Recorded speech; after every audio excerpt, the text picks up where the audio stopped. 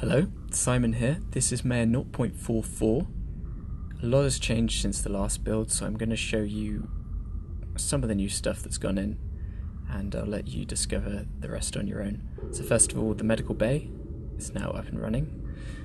You can use those beds to heal up your colonists if they've been hurt by a solar flare or an earthquake or a creature. The research room's been massively upgraded. I'll talk about that more later. First I need to sort out my flickering lights, and it seems I don't have enough power because there's no wind, so I'm going to place some lights down so I can see what's going on, and place some solar arrays because it doesn't look like I'm going to get much more wind anytime soon.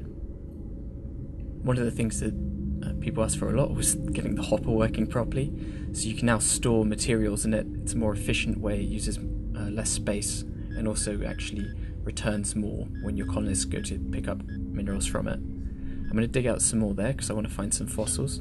I've got these fossil holders in my research room, and they can be used to study the ecology of the planet. Doesn't look like we're going to get any more wind soon, and no one's repairing them, but I do have some guys sat in a capsule ready to come down, so let's call them, and that's convenient. As you can see, there's this kind of heat haze everywhere, and a Geiger counter clicking. So, and as you can see, all the communications are becoming disrupted, and your power grid's going out. That's due to a solar flare that's hitting. Those can also hurt your colonists and can irradiate them. So you don't want to have people going outside too much. You may want to put, for instance, a door to your outside area and lock it when there's a solar flare. So we're trying to see if we can find him a fossil.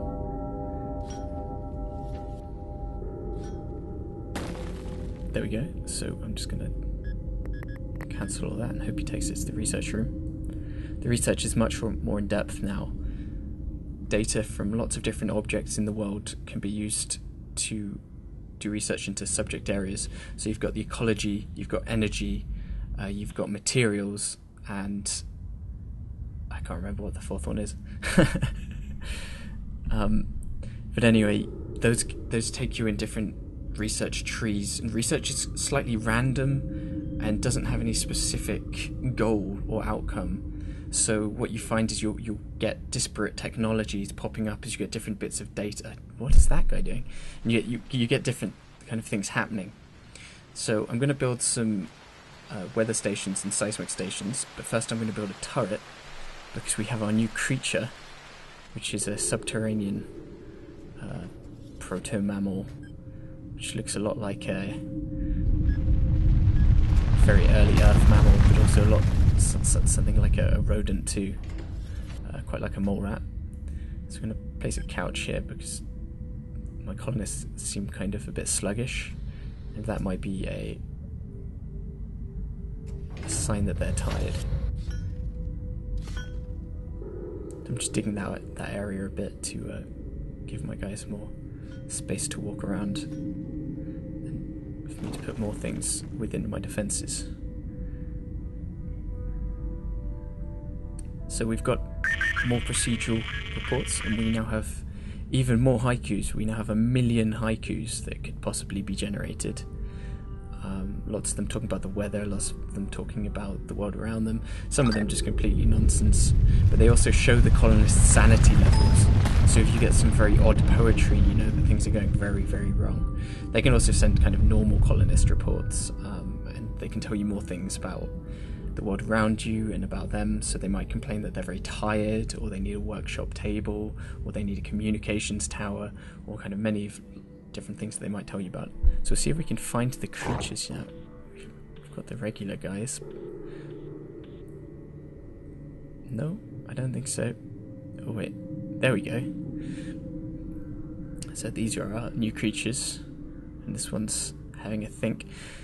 They're not specifically hostile, and they are completely herbivorous, but they are a right nuisance. And due to the fact that they can tunnel underground, means they're very hard to get rid of.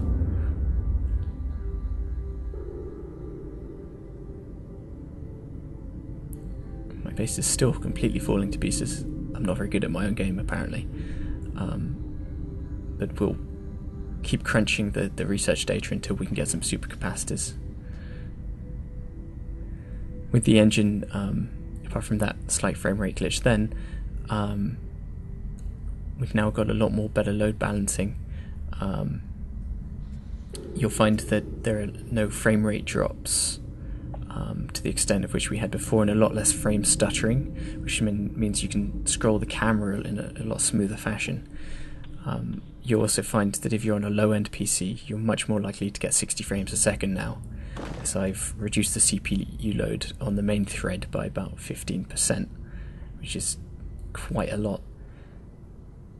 There's also a massive rewrite of the game code that I undertook, which means that it should be far less unstable, far less crashy, and also it'll allow us to script more and more of the game, and also open it up to modders.